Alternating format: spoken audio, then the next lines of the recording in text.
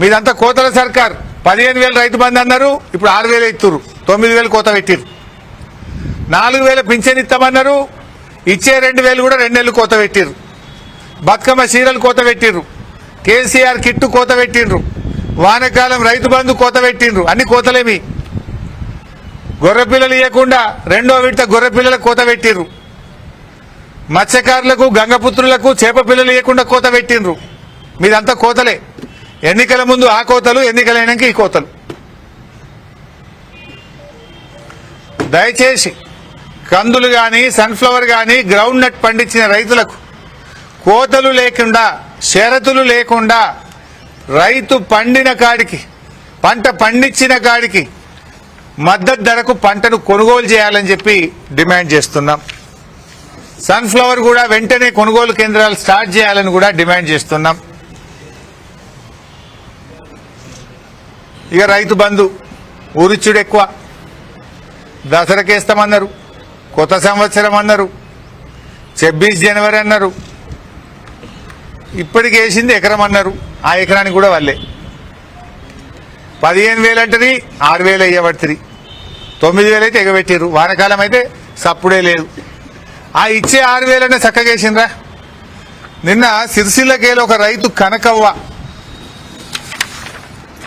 ఇది government account, ఇది నాది కాదు, వాళ్ళు ఇచ్చిన ఏది గవర్నమెంటే ఆన్లైన్ లో మెసేజ్ పంపింది. సిరిసిల్లలో రైతు కనకవ్వకు ఏముంది, ఇలా కనకవ్వకు 31 గుంటల భూమి ఉన్నది. ఆమెకు ఎన్ని పైసలు వేసిందంటే 1,650 వేసారు. 31 గుంట ఉంటే 1,650 పడతాయా? అర్ధెకరం ఉన్నా 3,000 పడాలి. 31 గుంట అంటే ఎంత పడాలి? అంటే మీరు ఇల్లు కూడా కోత పెట్టిరు. ఇప్పుడు ఇచ్చే రైతు బంధువులు కూడా కోత. 31 గుంటలున్న కనకవ్వకు 1,650 మాత్రమే రైతు బంధు వేసింది. వాస్తవానికి ఎంత పడాలి లెక్క తీరి? గుంటకెంత? 150. 150 ఇంటూ 31, 4,650 పడాలి. 1,650 పడ్డాయి. అట్లా కూడా వాళ్ళే. అంటే ఆ అమ్మకు కనకవ్వకు 4,650 రావాలి. మరి 1,650 పడుడేంది? ఇవాళ ఎవరో బుస్సాపూర్ రైతు వచ్చిండు, ఆయన కూడా ఇట్లా చెప్పిండు, సార్ నాది 22 గుంటలు ఉంటే 1,400 పడ్డది సార్ అంటుండు. ఇవేం కోతలు నాకు సమజైతలేదు. ఎకరం దాకా పడ్డది అన్నారు. చాలా మంది నాకు 35 గుంటలు ఉంది, నాకు పడలేదు, నాకు 36 గుంటలు ఉంది, పడలేదని వీళ్ళు అంటున్నారు. ముఖ్యమంత్రి ఏమో ఇక రాత్రి పైసలు పడుతున్నాయి, టకీ టకీ టకీ అన్నాడు. పాపం చాలా మంది నిద్రపోకుండా కూర్చున్నారు. టకీ లేదు, టిక్కీ లేదు. అది ఎకరం పడలే, 35 గుంటలు పడలే. ఆ పడ్డోళ్లకు కోతలతో పడుతున్నాయి. ఇక ఆడేదో చెక్ ఇచ్చిండు ఏడ మహబూబ్ నగర్ లో 2,750 కోట్లు రుణమాఫీ చెక్ ఇచ్చిన అన్నాడు. నవంబర్ 30 నాడు రేవంత్ రెడ్డి మహబూబ్ నగర్ లో చెక్ ఇస్తే ఇవాళ ఫిబ్రవరి 9వ తారీఖు, ఇవాళకి ఆ చెక్ ఇంకా బ్యాంక్ లో పట్టలేదు. మరి డమ్మీ చెక్ ఇచ్చినవా, డూప్లికేట్ చెక్ ఇచ్చినవా, చెక్ బౌన్స్ అయిందా, చెక్ ఫెయిల్ అయిందా, ఉత్తుత్త చెక్ ఇచ్చినవా? మరి ఆ చెక్ ఎందుకు పట్టలేదు ఇంకా? నువ్వు నవంబర్ 30 నాడు చెక్ ఇచ్చిన సపట్లు కొట్టించుకుంటువి, సీటీలు కొట్టించుకుంటువి. మరి ఇదివరకు 2,750 కోట్ల రూపాయల రుణమాఫీ పైసలు నవంబర్ 30 నుంచి ఫిబ్రవరి 8 తారీఖు దాకా ఎందుకు పడలేదు రేవంత్ రెడ్డి అని నేను అడుగుతా ఉన్నా. చెప్పు సమాధానం. రైతు బంధు ఎకరం అంటే పడకపాయ్. కనకవ్వకు 4,650 పడేది ఉంటే 1,650 చేస్తేవి. కొంతమంది కొత్త పాస్ బుక్లు వచ్చినాయి ఈ మధ్య భూమి కొనుక్కున్న వాళ్ళకైతే అసలే పట్టలు. అరే అంతా ఆన్లైనే కదా. కేసీఆర్ ఉండగా ఆటోమేటిక్ వానకాలం నుంచి యాసంగి లోపల పంట భూమి కొంటే కూడా యాసంగిలో పైసలు పడ్డాయి. నీ ఎందుకు పట్టలేవు? కొత్తగా పాస్బుక్లు వచ్చిన వాళ్ళకు, ఎకరంలో భూమి ఉన్న వాళ్ళకు రైతు భరోసా పట్టలేదు. వెరిఫై చేయండి, ప్రతి రైతుకు ఇవ్వండి అని చెప్పి నేను ఈరోజు డిమాండ్ చేస్తా ఉన్నా. చాలా చిత్రాలు ఉన్నాయి ఈ రేవంత్ పాలనలో. ఈ రేవంత్ చిత్రాలకు పాపం అధికారులు తలలు పట్టుకుంటారు. ఏం చెప్పాలనో కింద రైతులు అడుగుతుంటే సమాధానం చెప్పలేక తలలు పట్టుకుంటున్న పరిస్థితి ఉన్నది. ఇవాళ గ్రామాల్లో ఏ నలుగురు రైతులు కలిసినా మాట్లాడుకుంటున్నారు. ఇక ఈ గవర్నమెంట్ మంచిగా లేదు, మోసం చేసింది. ఈ గవర్నమెంట్కు వచ్చే ఎన్నికల్లో గట్టిగా బుద్ధి చెప్పాలని ఇవాళ రైతులందరూ కూడా ఎదురు చూస్తున్నారు. నిజంగా చెప్పాలంటే కాంగ్రెస్ పార్టీ తాను తవ్వుకున్న గ్యారంటీల గోయిలో తానే సమాధి అవుతున్నది. ఇక్కడ గ్యారంటీల వైఫల్యం ఎక్కడెక్కడనో కాంగ్రెస్ ను గాయబ్ చేస్తున్నది. మహారాష్ట్రలో గాయబైంది, ఢిల్లీలో గాయబైంది, హర్యానాలో గాయబైంది. అంటే ఇప్పుడు ఎందుకు గాయబైంది?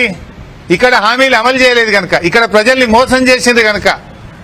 హర్యానా ప్రజలు, మహారాష్ట్ర ప్రజలు, ఢిల్లీ ప్రజలు తెలుసుకున్నారు, కాంగ్రెస్ పార్టీకి గుణపాఠం చెప్పిండ్రు. ఇక్కడ కూడా ఎప్పుడు ఎన్నికలు జరిగినా గ్యారంటీలు ఇవ్వకుండా ప్రజల్ని గాయపరిచిన కాంగ్రెస్ ను గాల్లో కలపడానికి ప్రజలు సిద్ధంగా ఉన్నారు, ఎదురు చూస్తున్నారు. ఎప్పుడు వస్తాయా ఈ కాంగ్రెస్, ఎప్పుడు గాల్లో గడుపుదామా? మాయ మాటలు చెప్పి బాండ్ పేపర్ల మీద రాసిచ్చి, దేవుళ్ళ మీద ఒట్టుబెట్టి, రాజ్యాంగం మీద ప్రమాణం చేసి ప్రజల్ని మోసం చేసిన కాంగ్రెస్ పార్టీకి గుణపాఠం చెప్పాలని ఇవాళ ప్రజలు ఎదురు చూస్తా ఉన్నారు. బీఆర్ఎస్ పార్టీదేమో జగమంత పాలన, కాంగ్రెస్ పార్టీది సగమంత పాలన. ఎందుకు? 15,000 రైతు బంధన 6,000 ఇవ్వబడుతుంది. 6 క్వింటాల కందులు అంటే 3 క్వింటాలే కొంటాన పడుతుంది. 6 గ్యారంటీలు అమలు చేస్తా అని అర గ్యారంటీ అమలు చేస్తుంది. అందుకే నీది సగమంత పాలన. మేము అన్ని వర్గాలకు సంక్షేమాన్ని అందిస్తే మీరు మండలానికి ఒక్క గ్రామానికే సంక్షేమం అందించారు. మేము అన్ని గ్రామాలకు, అన్ని వర్గాలకు, అందరి ప్రజలకు మేము సంక్షేమం అందించాం. కానీ మీరు మాత్రం కొందరికే, కొన్ని వర్గాలకు, కొన్ని గ్రామాలకు మాత్రమే సంక్షేమ పథకాలని అమలు చేస్తా ఉన్నారు. మాది అసలు పాలన, మీది కొసరు పాలన. సంక్షేమం, సంపూర్ణం, సంతోషం, సంతృప్తి ఇది బీఆర్ఎస్ విధానం. సంక్షోభం, అసంపూర్ణం, అసంతృప్తి, అసహనం ఇది కాంగ్రెస్ విధానం. కాంగ్రెస్ పాలనలో ఇది రాష్ట్ర ప్రజల పరిస్థితి. ఏ పథకం చూసినా అసంపూర్ణమే, అన్ని వర్గాల ప్రజల్లో అసంతృప్తే, ఎవరిని కదిలించినా అసహనమే, అన్ని రంగాలు సంక్షోభంలో కూరుకుపోతున్న పరిస్థితి ఉన్నది. సో ఫైనల్గా నా డిమాండ్లు,